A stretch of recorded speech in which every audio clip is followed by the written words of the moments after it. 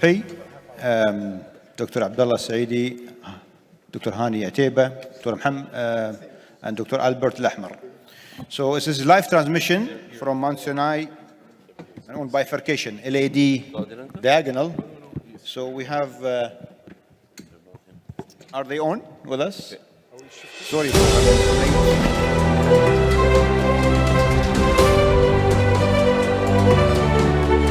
Operators for this will be Dr. Kenny, Dr. Dangus, Dr. Sharma, bifurcation. So you heard everything about bifurcation. This one will be calcified as well. So you have the tools, the imaging, and the strategies.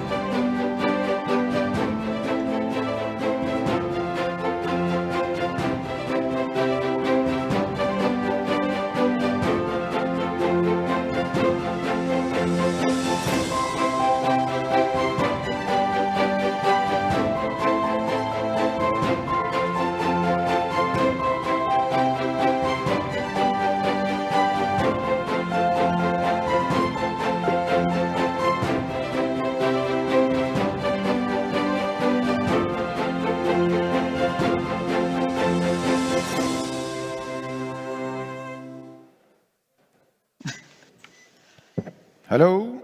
Hello from New York, Dr. Sharma. Dr. Sharma, nice to hear us? see you. Dr. Kenny, Dr. Dangus. This is Abdullah Dr. Shahab Kenny. from Gulf Interview Society. So please go ahead, then we'll introduce the rest of the panels later on. Beautiful. So we want to thank the Gulf Intervention Society to give us the opportunity to showcase a beautiful case. And we have been following the discussion for last 1+ hours about the left main, bifurcation, 2-stent, single stent. And so this actually will really fit in to the theme of the conference, because this patient has a distal left main trifurcation kind of, and with a poor ejection fraction. And both Dr. Keeney and Dr. Dangus, and you see our rest of the cath lab staff, fellows and nurses and technicians, we are all ready to show this live case in next timing wise. We are not clear whether will be half hour, 45 minutes or 1 hour. Will be but good. We'll show the case. Will be good. And Dr. Kenny will present the dream team that we have accomplished over here. So myself, Dr. Kinney here. I have Will, who is the chief nurse here. Then Ashley, who is the second nurse helping us. Pablo, the chief technician. Asif is other technician. And then we have 2 fellows, who is Rajiv and Ali, our 2 interventional fellows. And then I have Kiski, who is our imaging faculty. So with the dream team, we are Excellent. starting. Dream team. Dream team. Excellent. Let's go to the slides so we can show you the clinical aspects of the case. And You guys can hear us very well, right? You can see us and hear well? Yes, we can see you, we can hear you. yeah, Please go great. ahead. Great. So this is a complex 81-year-old female with an established CAD with several prior PCIs, established heart failure reduced ejection fraction, with a lot of comorbidities of that you see listed, inclusive of diabetes as well as advanced chronic kidney disease, COPD, asthma, and morbid obesity, as well as some pulmonary embolisms in the past. He presented with a heart failure and a likely type 2 MI in relation, or perhaps a small type 1 MI, a very high BNP in the 4,000s, managed aggressively, ultimately had a coronary angiogram. And first of all, let me also remind everybody that the EF is 32% for a long time due to prior MIs, and she had few PCIs about 2-3 years ago. From that point on, though, she was rather stable and always had moderate level MR as well as mild ejection fraction. So you can see the combination of medical therapy very advanced with all the classes of medications indicated for CAD and CHF level 1. And in the angiogram, she had a new development of a ostial LAD ostial ramus and proximal circumflex disease. So in association and left main trifurcation involvement, as well as some kind of branch disease of the right coronary artery, only a minor branch, I must say. Total syntax score 42, and due to severe now matter regurgitation, ejection fraction 23%, was referred appropriately discussed for a cabbage, triple vessel cabbage, a matter valve repair or replacement procedure. Ultimately, a few days after conferring with a heart team inclusive of the CHF team, the clinical cardiologist and the heart surgeons, the patient was declined for this extensive intervention, was then transferred to the intensive care unit with a Swan Ganz catheter to be medically optimized. And creatinine went from 3 down to 2 right now, wedge pressure and around the 15 range overnight. And in general, let's review a few slides about the status of why we did all these steps. This is the AUC 2017, and you see where it goes, high syntax score and STS score 5.8 of unprotected left main or complex CAD after heart team discussion. And you can see where this patient fits in the AUC exactly at the bottom, left main disease with bifurcation and involvement on at least 2 anti-anginal drugs all the way to the very end. A cabbage preferred and after heart team discussion PCI, exactly the step that was followed here. Next item, please. And you can see now with the PCI, we opted to support the PCI with a intravascular, intraarterial macroaxial pump named Impella. And we have a LV ejection fraction, as we say here, 20 to 35. You see exactly where the patient fits under complex multivessel PCI with high syntax score over 32 and STS score over 5. The patient meets both of those. And the revascularization strategy, you can see the patient in general. This is a general slide, favor PCI, favor cabbage. And this patient particularly favors for the PCI, despite the low ejection fraction, the diabetes, etc., because of the heart discussion. And these are the recommendations, and as you see, where the patient fits in this line. That's why we opted for the heart team discussion for PCI only after the heart team discussion. We can So show we're the very angiogram clear. now. Let's go to Dr. Kin, who's going to show the angiogram, please. So right here, like Dr. Dangus presented, this is a complex patient, complex anatomy with low EF, and how are we going to support? So it has to be a femoral access. So if you can see here, heavily calcified femoral artery, even before you inject, you can see that. So it is an ultrasound guided pre-close that we did, and this is where we are. This is EDP was high, still in the 30 range. EF 20%. Yeah. This is the right coronary artery where you can see disease mostly in the distal branch. And this is where we are. Left main, distal left main, still okay, but more important is ostial LAD.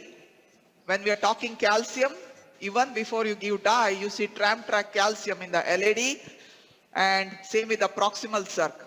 This is new disease, very important, particularly the LADs, new disease, tremendously advanced. So this is where we are with the left main disease, where you have distal left main about 50% or so, but ostial LAD, ostial circumflex, and that ramus, everything has disease where we are coming to almost trifurcation.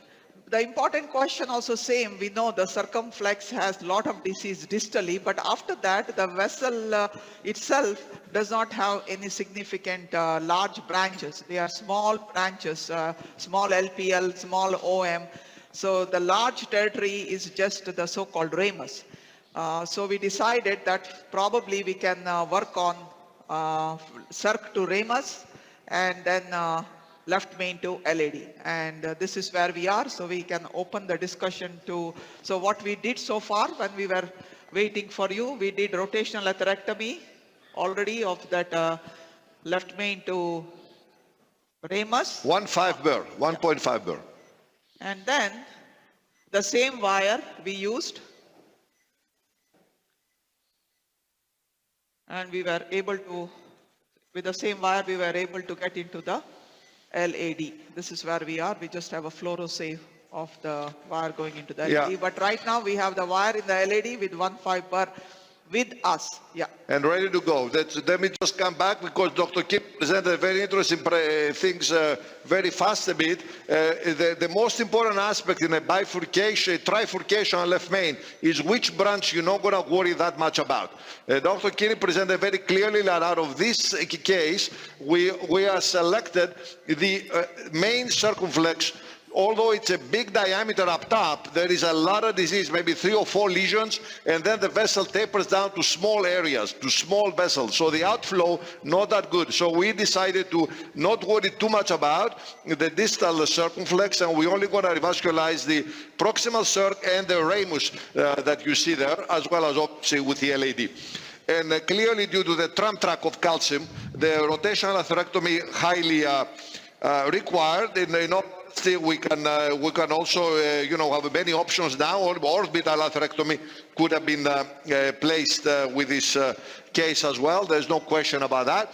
But due to the popularity, to the more abundantly, I would say, usability of the rotational atherectomy in the Gulf area, we thought to use this case with rotational atherectomy, 1.5 Burr. And is going to use IVAS guidance after the procedure, after the rotational atherectomy, because obviously with such highly stenosed lesions, the IVAS catheter is not going to go through.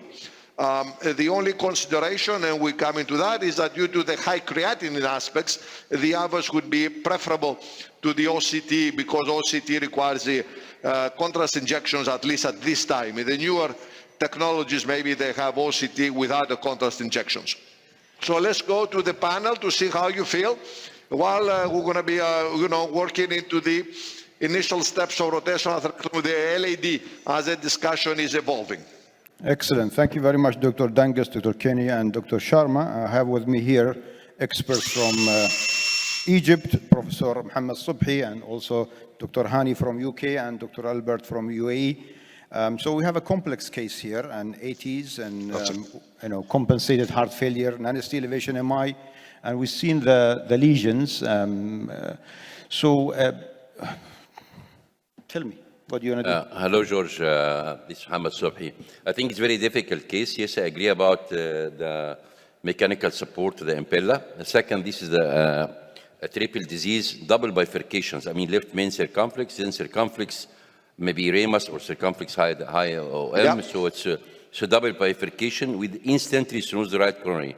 So the question number, or are you going to do the right coronary first and then you go for the left main? This is according, for me, if you go for the lesion preparation, I prefer to do the first bifurcation with doing CXOM, I mean DK crush between the high OM or ramus and the circumflex, and then dealing with LED at the end, not to do the LED and then go, because it's very difficult to do the LED first.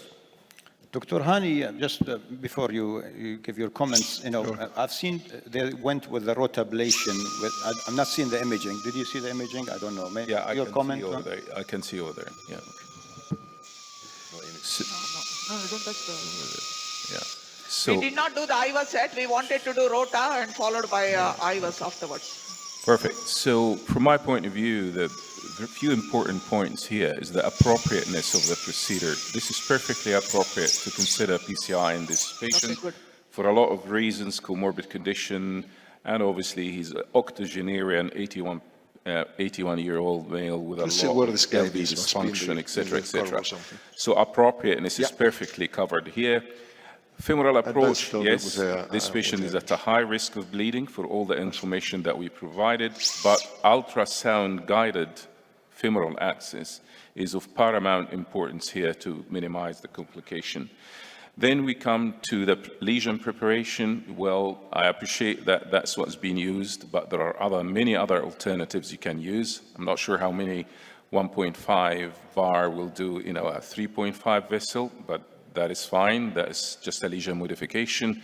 IVL, intravascular lithotripsy, is perfectly appropriate here.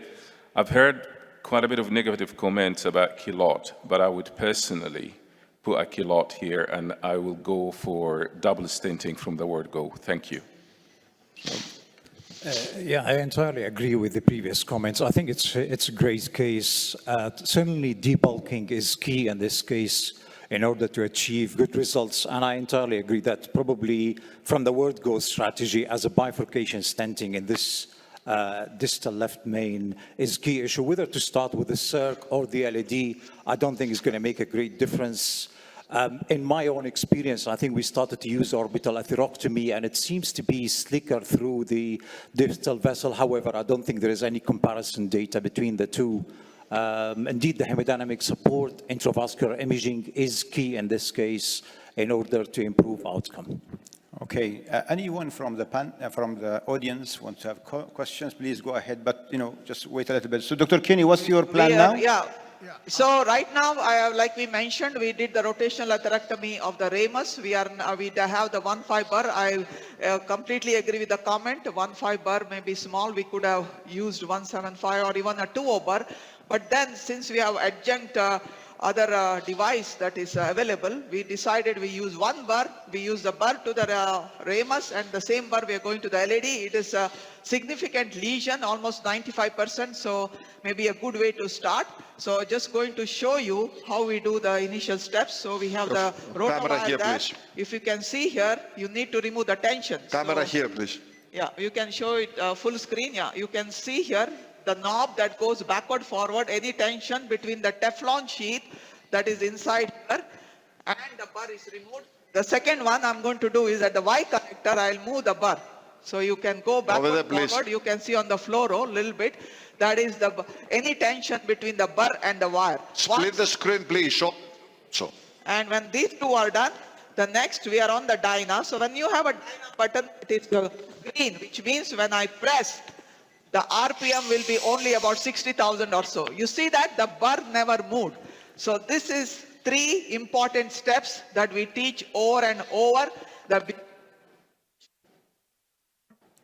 Dr. Hani, you had a question? As we are going up, You can ask your question. we are going to start the rota bar. Yeah. Okay, great. Dr. Kinney, we have go ahead now with the rota. You go ahead with your question. You can ask a question. Go ahead, Dr. Hani. Yeah, Dr. Sharma is probably the world leader on stent SKS, the 2 stents, the double barrel technique. And it is especially in those patients, fragile, 80 something years old, you want to fast in and fast out. I just want to know if he's still doing the stent, the SKS, and if he's still putting the 2 stents without having to recross, without having too many steps, without having to use a lot of contrast. Or has he abandoned it now that he can work comfortably with an impeller? But SKS for what? For LED and the left PCI? main LEDs, So you are going to leave the ramus. Yeah, I would like to ask Dr. Sharma if he's still let using me the ask you, SKS. let me answer the very important question, very important question. Is that the SKS originally introduced included the double barrel in the left main in an extensive way, and we know the double barrel has some difficulties in crossing later, etc. So maybe not as utilized in that respect with a very long overlap of double barrel. However, there is also another consideration that you say the simultaneous implantation of a stent can have also a minimal double barrel or maybe a single strut double barrel, what we used to call in the European Bifurcation Club the true V, or as Professor Louvard would say in French, le trevet. And the left main is so big in this case that indeed there is a 5.0 left main at least, if not 5.5, and we have a 3.5, 3.25 maybe to 3.5 LED, and a 2.75 to 3.0 ramus. We have already discussed that we're going to not work in the distal circ, and therefore this might be a consideration instead of the culotte or the double kiss crush and all that. We may see how it evolves, of course, because if you end up with a dissection that extends in the left main, that then the covering the left main more extensively would be more pertinent. For right now, the next step is to wire both vessels with regular wires, remove the rota wire. This already happened in LED, as you can see. And we're going to wire now the circumflex, the proximal circ and ramus, And then we're going to do intravascular ultrasound down both directions in order to understand what the next step is, and particularly in the LAD, if the debulking is enough, or if we are going to utilize the maybe a 3O IVL. So Albert Now, going Ahmar, back to the question, does Dr. Sharma use SKS? I think Dr. Dangus already explained. Yeah. In our Bifurcate app, we do discuss SKS, but that's only in the situation, if you see, that you have a left main patient with significant disease and patient is in cardiogenic shock. Cardiogenic shock where your blood pressure is very low and you want to be done in 2-3 minutes, taking care of the left main. That's the only time we recommend. But otherwise, like Dr. Dangus mentioned, because of the double barrel situation that we are facing, we are not doing the SKS at this time, but several other two-stent strategies can be discussed. And we also know there was a lot of discussion that happened regarding I'd like to discuss with the panelist, Dr. Kinney, about the rotablating LCX and LAD and the chance of losing one of these arteries while we're doing one, and how should we manage that? I mean, maybe you want to. I think from my point of view, I think this is a very important point. You're having one wire because you cannot do double wire and do rotational atherectomy, and that's what the point I'm trying to imply from the word go, is that if you're going to use a double wire and you can cross the lesion, which appears to be the case, I think an alternative IVL, lithotripsy, particularly that has been used already here, I would have used it from the forefront. And I hate to say, but also you've got a balloon, just a straight balloon, non-compliant balloon, 1-to-1, 3-millimeter balloon. You raise it up and inflate it up, you crack the lesion, and then you go for that. So take us through the IVUS now, please. Dr. Kinney, you want to? This is a ramus of the IVUS. You start from the distal to proximal. You can see mixed fibrocalcific plaque between 11 and 2. We're going to have the Kiski to go ahead with the description. 2 to 3 and calcium, so tight lesion in the limus. It's coming, like 3 vessel, but so tight. So almost napkin ring. Come to the good part. Here's a healthy part. Where we are. Still proximal circ. Osteal circ. Now come to the left main. We can see another wire, the huge left main, short left main. I will stop. Huge left main. All right, we're going to flush this IVUS catheter, and we're going to do the IVUS of the LAD next. So Kiski looks like rotational atherectomy has done its job. We see that. I see the tightest part. Maybe we did a 1.5 bar, right? So Yeah. So definitely no more debulking or modification required in the into the circumflex. I mean to the proximal circ and NOM1 or ramus, however you want to call it. It is actually with the angulation here, you can see it's really a proximal circ and OM1 that we are revascularizing clearly. And now we're going with the IVUS into the LAD. Let me remind everybody that we had to re-advance the IVUS catheter all the way inside and flush it outside the body before we reinsert it. If you re-advance the IVUS catheter without flushing in the body, you may introduce air embolism. So that's a safety measure always to remember with the IVUS. George, we don't know what's your plan now. Now you have calcification, you have double bifurcation. Our plan is please tell us what. We don't know the plan right now. The plan is to do IVUS of the LAD into left main. That's the plan. And you can see now the IVUS of the LAD. I can see the old stent. We don't have any information. And the so tight lesion just before the stent. 32. So the plan was double stenting anyway from the beginning, but using imaging. That's what they say. Come to the flux LAD. Here's a good landing zone. Here we skip the distal. Ectatic.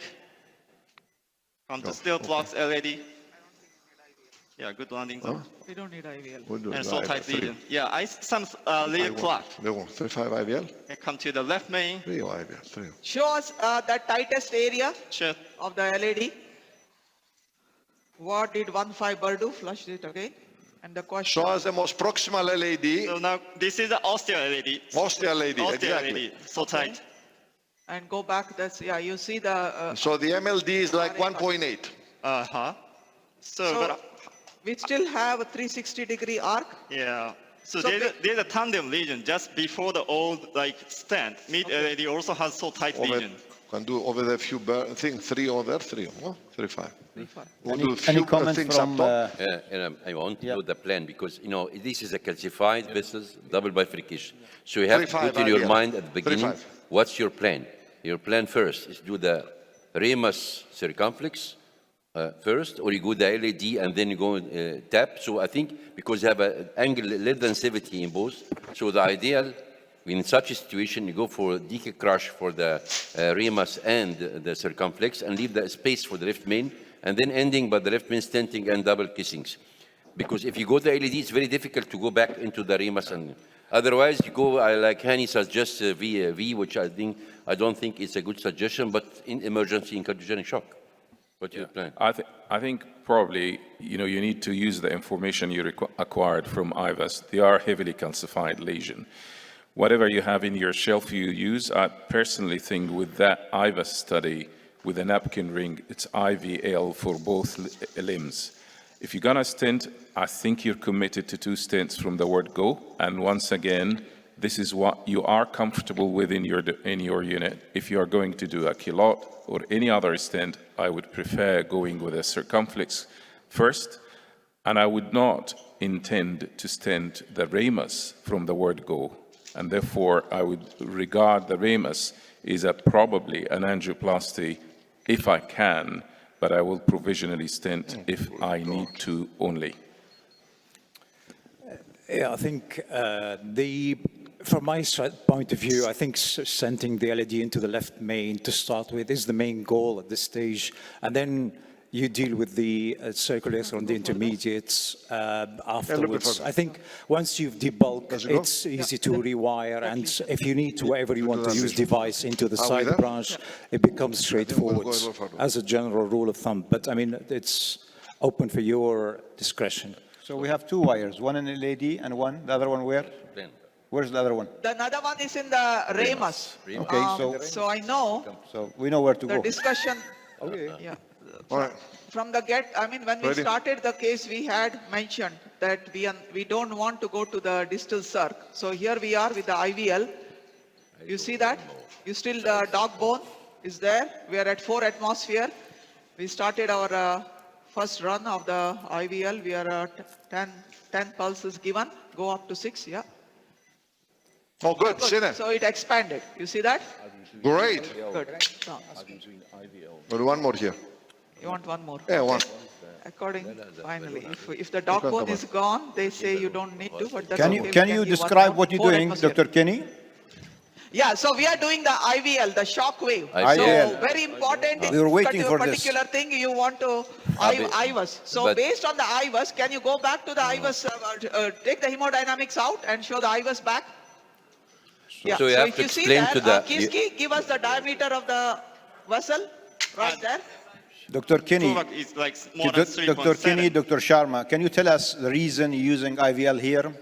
And what did you find on IVUS to tell you reason that? was we showed in the IVUS there was still a napkin ring in the LAD of diameter 1.8. True. Okay. 2 tandem. You didn't get enough crack. No, this is called combo technique. It's combination between rotaplator and shockwave or IVL in some Yes, cases. combo. No, Yes. it is, we call it a lithotripsy, yeah. Rotatripsy. Rotatripsy. You do rota and then you do Oh, in between, lithotripsy, so can go in a little bit combination in will be between. rotatripsy. So we are coming So- back a so- little bit. A little bit, in, Now in, here in. you see the patient is a little restless as we're doing it since we are leaving an inflated balloon for a long time. You can hear her What size of struggle the with a little balloon? bit of chest Oh, pain. Dr. Kenny, 3.5 is a balloon. 3.5. 3.5 by 15 is a lithotripsy balloon, and you can see here I'm pushing the machine to. Let's go in between. In between the two positions. Very good. One more. No need. No, So right one thing I know there's a lot of discussion with when you have double wire, yes, you have to remove the wire once Yeah. you do rotational atherectomy in Yeah, the side we do one branch. right there.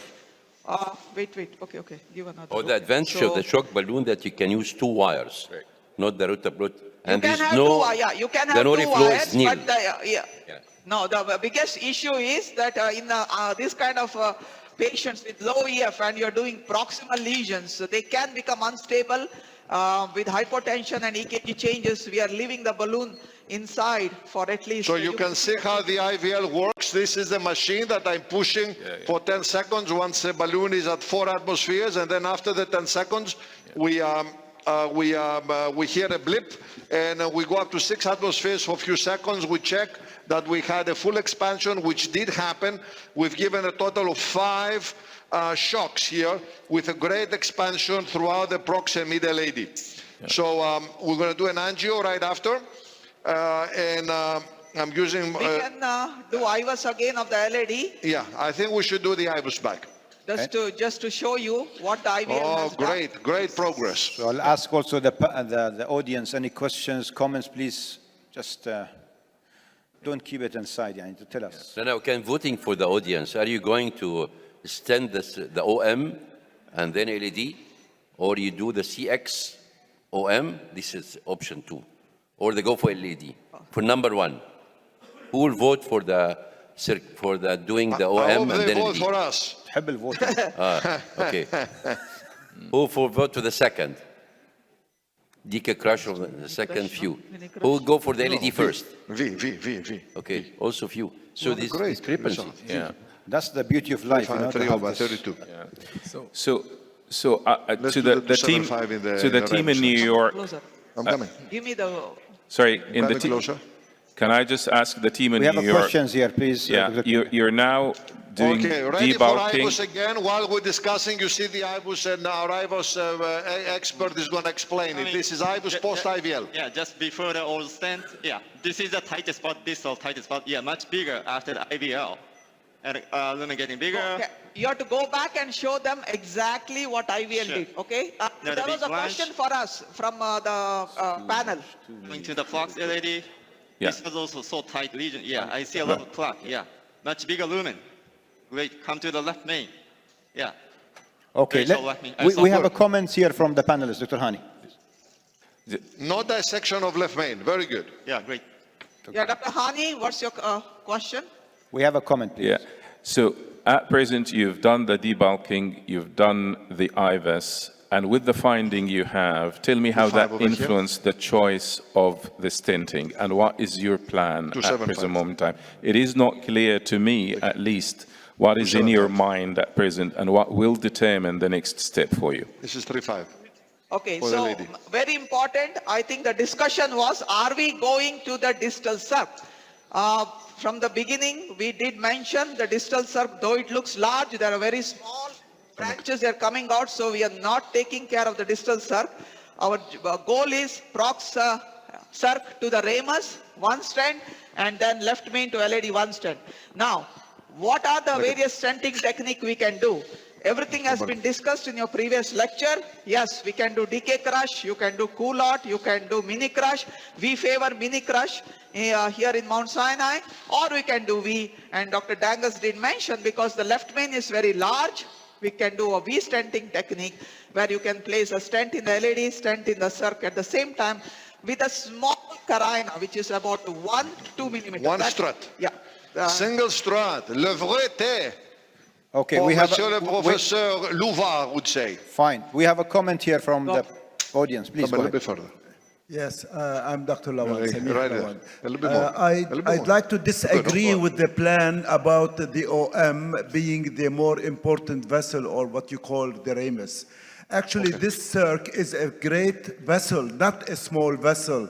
The runoff is not seen because of the severity of the disease involving the proximal, which is subtotal, and also subsequently a tandem lesion. And in fact, if you try to operate at least with balloon before you make your strategy, you will end up maybe changing your mind. In between? Now, the question again from the audience, how Yeah, the we'll see. IVUS... Let's do the dilations now, high pressure in both directions, and then we see how it goes in, with another Go ahead. Please go ahead. To the panel. Go ahead, do what you would like to do, please.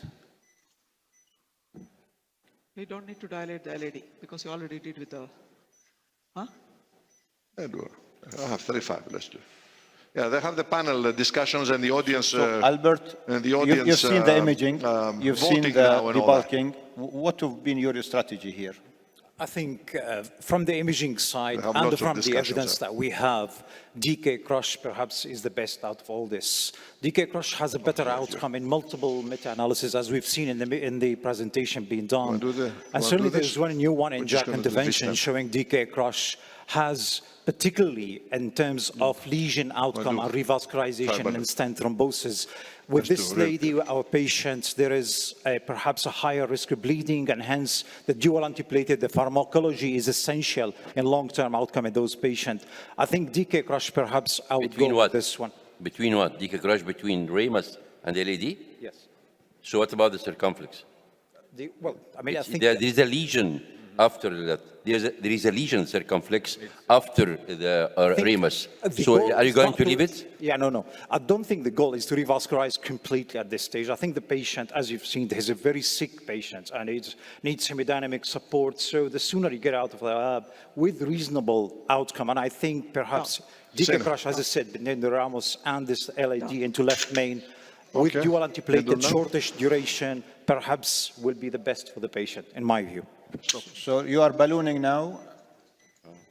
This is just a balloon, and we can go back to the discussion. Do we need to balloon? With our experience, I have seen with imaging and having done rota IVL. Once you have done good IVL, you do not need to post dilate, but it again depends on the operator. If they want to post dilate to make sure there's a good lesion preparation, you can. I said to post dilate because I saw you had some great discussion in between. I wanted to give you more time a little bit for discussion. Let's do a angio before we decide on the final double stent, because we're going here with 2 stents as we decided in the very beginning. Let's see how we're doing. All right, Sinai, let's take a run. All right.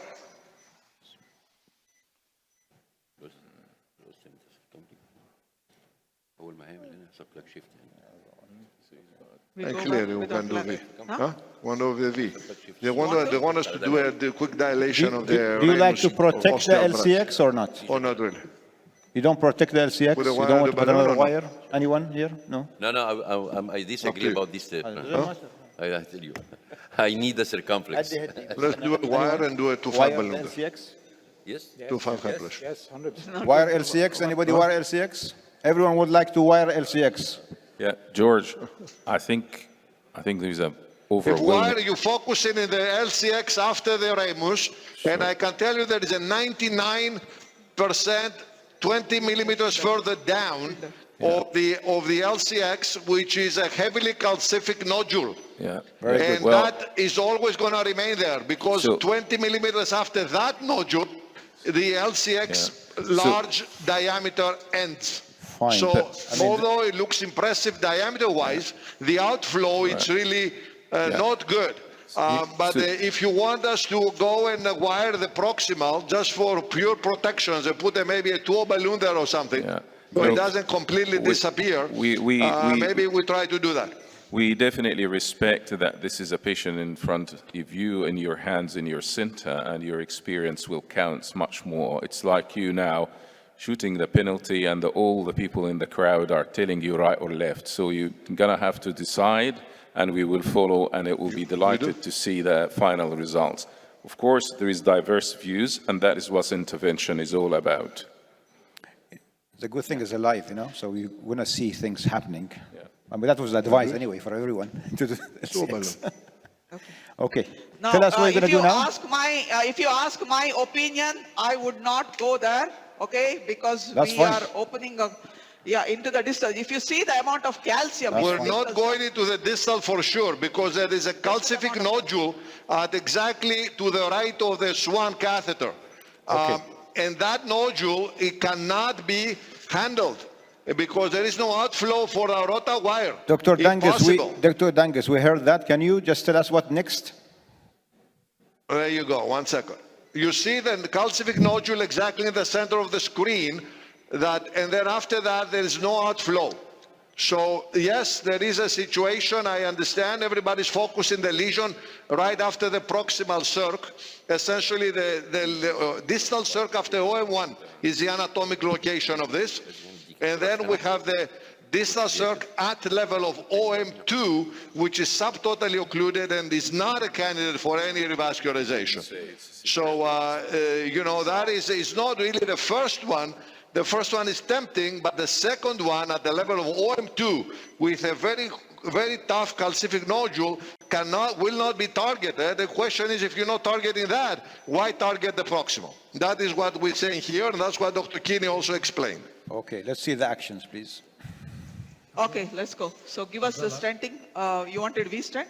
Yeah. Mini crush. Okay. 3:32. We have few apps that we have, so we are Right. going to show Can we you all get- the stenting technique. Can Yes? we take a comment from one of the experts here, Dr. Mohanmed, 3:32, please? 35:32. Yes. Yeah, we need the comment from the experts. Dr. Mohanmed, go ahead. 3:32. Okay. Can you hear me? 3:5:32. I'm looking at this No, case, no, and I this think is you could make it as 3:0, complex as you want and as simple as you want. 275:32 and 30. 3.5. Can you hear me? And 3:5:32. 3:5:32, please. AD, we can put a 3.5. Can you hear Which me? is We can Yeah, remove we the can hear you very well. hemodynamics. Right. 3:5:32. Mini I'm crush, looking at this bifurcate case, and I think you could stuff. make it as complex or as simple as you want. Dr. Kinney, can we just This is listen what- to this comments, please, from Dr. Mohanmed? Yes, go ahead. Say the comment, please. Yes, what I'm saying is this case, you could make it as complex as you want or as simple as you want. I'm looking at the anatomy and the size of the arteries, and I totally agree, probably that circumflex will take a lot of work. However, if you put a stent in that OM or intermediate, whatever you want to call it, there is a risk you could lose that when you deploy the stent of the circumflex. I would look at this and think right now, probably stent from the left main into the LAD and just drag eluting balloon to that OM and just leave it simple. If you decide to put a stent, a T stent here, because I could see a nice landing zone coming into that circumflex, we don't have to go all the complexity of crushing or DK crush or anything.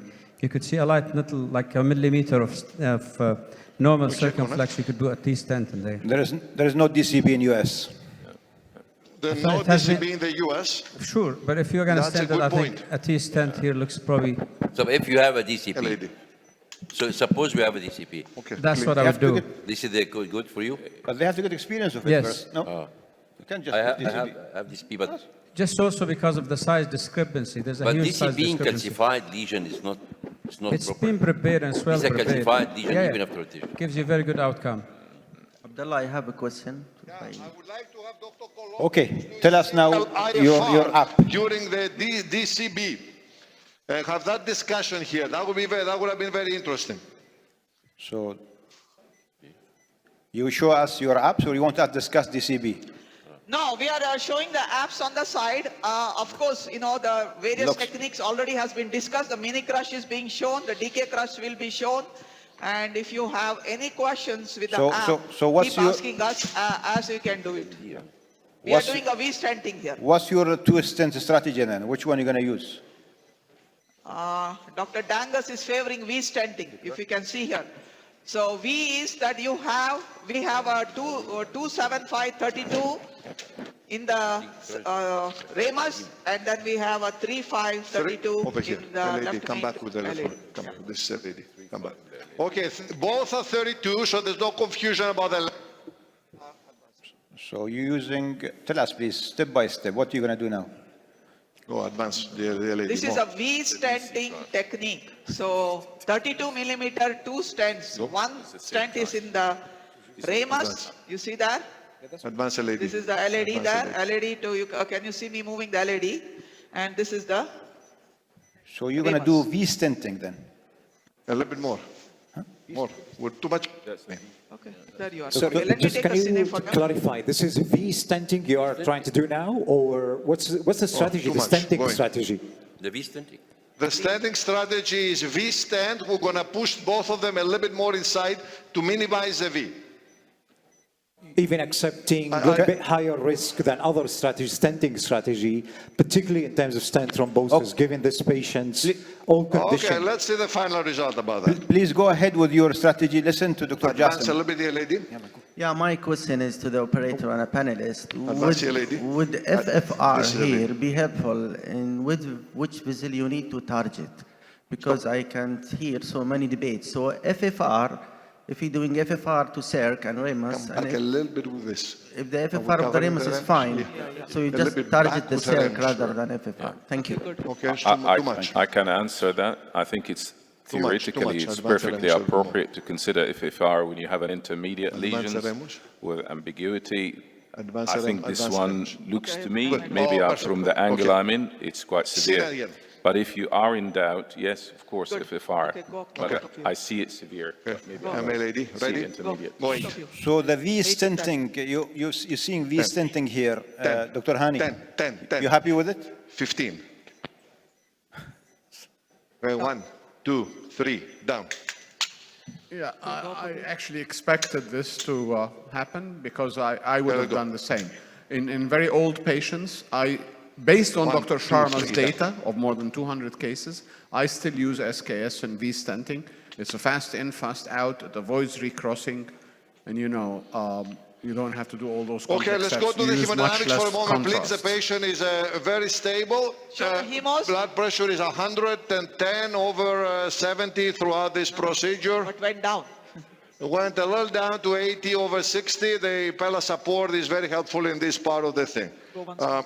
We want to show them hemos, yeah. Why we needed hemodynamics. Okay, are we ready and then to- why we selected, like Okay, the discussion let's is why we retract those. selected this technique, so we don't have to So recross the- and all that. When you Dr. go Kenny, up, go Dr. once more, Kenny, we Dr. can see. Dangus, it's been a long time we've not one used second. V stenting. One Can you second. just take us through it again? What you've done? Okay. I will 20, show it. 20, Let, 20. you I'm can down, see 20. the hemo, yeah, go. One each. You go crazy. Is Andrew there? Can he just quickly give the Okay, let's 3D go of down the to 8. V standing 8. or no? 8 both. Okay, good. Okay, good. Let's Do you see 1, that how 2, the 3, blood pressure down actually together. dropping as we go up? Okay, so here's the steps. We position them exactly to have one strut overlap, no more. This is not the classic SKS. This is a V-stent, So- a true V-stent technique. Over here, SKS with 3 millimeter overlap. We did not like that. We reposition them further in, and then we have only a strut overlap. Next, and then we go 8 atmospheres. You see there is a one strut overlap, no more. So you go same time you will inflate 8 to 10 atmospheres where you know that's a stent deployment. remove it. Then you will individually go dilate this stents and that's it. We don't have to recross. What were the stent sizes and length? So 535. 35, 32 in the LAD and 275, 32 in the Ramus. Yeah. So now let us take a picture. Take a Let picture. us see the distal circumflex. Okay, everybody ready? Want to remove them We are out? ready. I want to make the good picture with both Ready to see shafts. CX.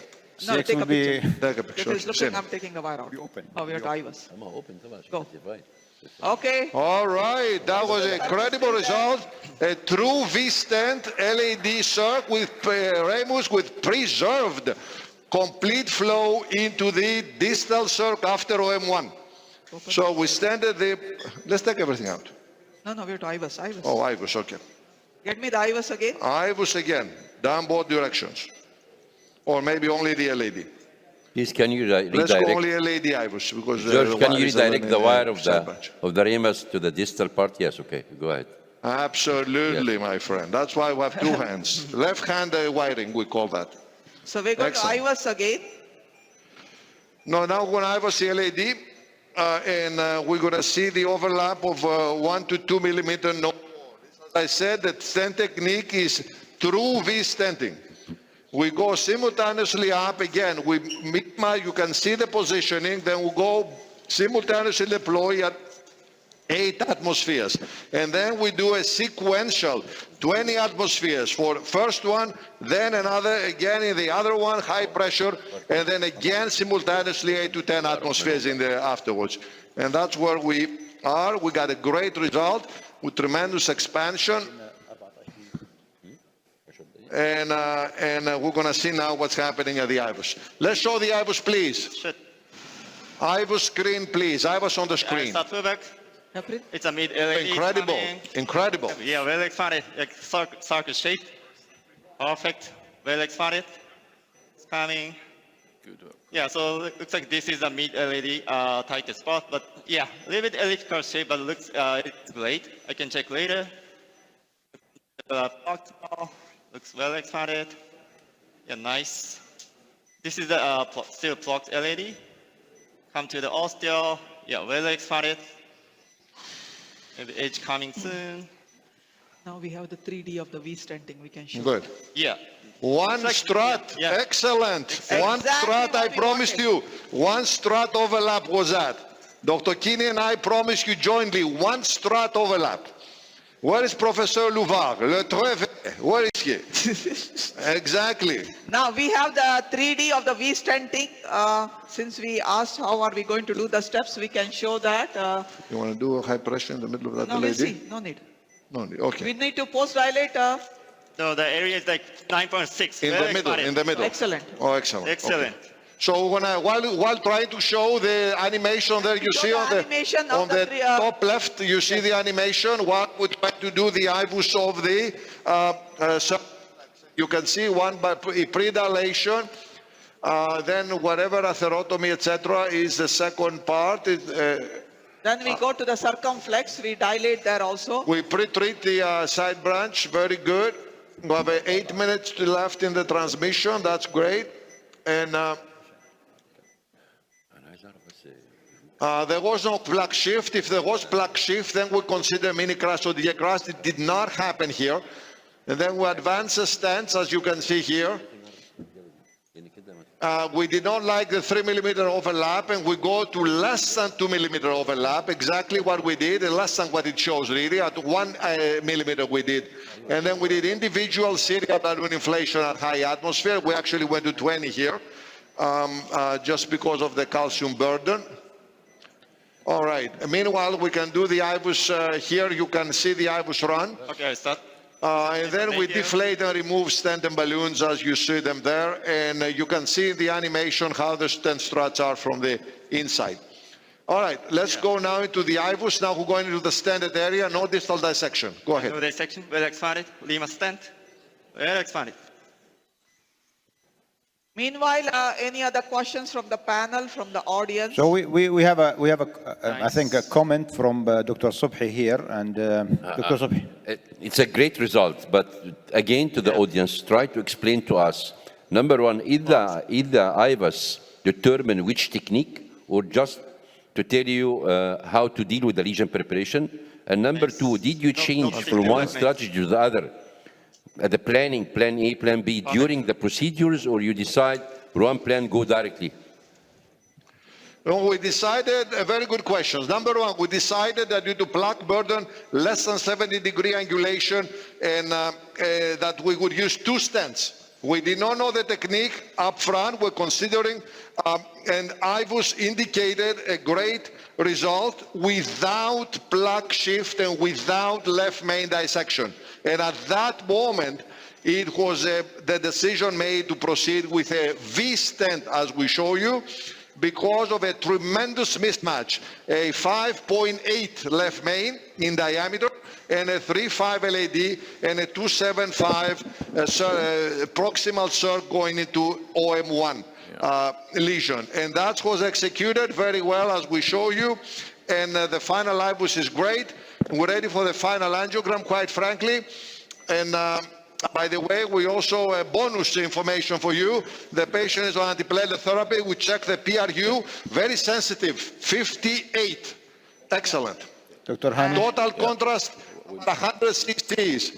AK, 1.1. Right. We have another comment, Dr. Hani, panelist. Yeah. Okay, thanks, Rich. It's a great demonstration of a different technique that might not be widely used, but produced very good results on you. And what my question is, you know, you've had the ramus and you had the stent, so you treated one as the main and the other one as the branch. And it's not unusual to leave the branch, which on this occasion, on a little bit of disease like we saw in the left circumflex. But on what basis did you decide to focus on the ramus and leave the circ, which could be regarded as at least co-dominant? It would be helpful to know. Okay, very good question. Let me explain again. First of all, we treated, it's actually a misnomer to call it a ramus. We treated the proximal circ into the OM1. we disregarded the distal circ after OM1 because there are two lesions. One is right after the OM1, 90%. Most importantly, there is a 9% calcific nodule at level of OM2, small branch. And from then on, the large vessel disappears into another long subtotal occlusion, very distally, that's collateralized from the right as well as the LAD. So therefore, there is no prospect to revascularize this territory. We wouldn't even have enough support distal rota wire to revascularize the second lesion. So if cannot revascularize the second lesion, why bother with the first? The goal would be, as Dr. Colombo shows, KIO, keep it open. And that technique worked out very well. Keep it open technique, that's what we did. Thank you. This is very plausible explanation, and I accept it. Thank you. Are you going to do the right coronary now or tomorrow, next session? Tomorrow? Next time. Dr. Albert. Yeah, just a quick question, George. This is a great case and certainly great angiographic results. Now, we come back to the patient at the end of the day. Your patient is high risk for bleeding. His house blood score is certainly very high in this case.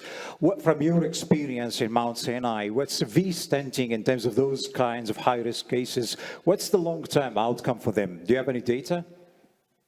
And we'll also, before you answer that, Dr. Dangus, Dr. Dangus, please, we take another comment. Please go ahead.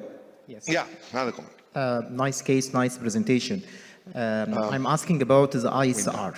If this patient comes with ISR later, either in the LAD or the high OM, especially if involving the distal left main, how would you treat it? And V-stenting. Good question.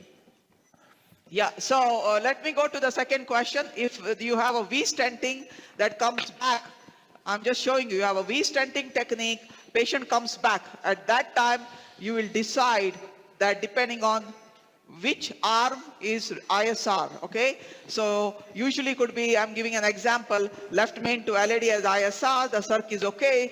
You can just intervene on the LAD, but when you're doing it, you have to make sure, okay, your wiring, that you're in the lumen. How do you know that you're in the lumen? Is as you wire, you can take a 2O balloon so that the balloon will go into the stented vessel, so you know the wire is in the lumen. Plus, we have seen here the expansion was very good, so there's no way we will make the wire could go to the side when it comes back. So you can just do a balloon and be done. If both the branches are gone, that's the time you can decide you want to crush one. That means you may want to crush the circumflex at that time, and then you do a stenting from again. Here we did come into the left main was a 1 millimeter. Now you will go from the left main to LAD, you crush this. At that time, you decide you want to do a mini crush, a DK crush, cool out, and put the second layer of stent. So that's how you handle it. So Dr. Kinney, Dr. Sharma, Dr. Dangus, great demonstration of a complex case. I think it was, outstanding from every aspect. We maybe differ in terms of strategy of stenting, but I think you use the one which you are expert at, have a better outcome. So really is very helpful to hear this from you and in the right demonstration and right lab with everything available. So final words for you and thank from us from here.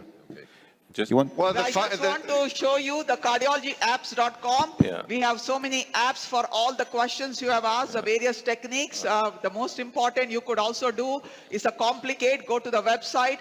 There are over 80 cases of cath lab complications that we have discussed. Everybody could assess. Excellent. But can I also highlight that? Final comment from me to answer the question that you said regarding the dual antiplatelet therapy.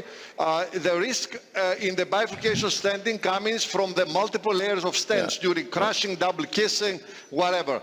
With the technique we use, we minimize by one strut this. So in my mind, the risk is very low in this patient. And the plan for this patient is a stage mitral clip for the severe MR. And that will be the next plan in 4 to 6 weeks, hopefully next month. We very much. And again, many thanks for your invitation to be part Thank you very much. Of your great Thank you conference very much, in Dubai. Mount Sinai. Thank you very much. See you next year.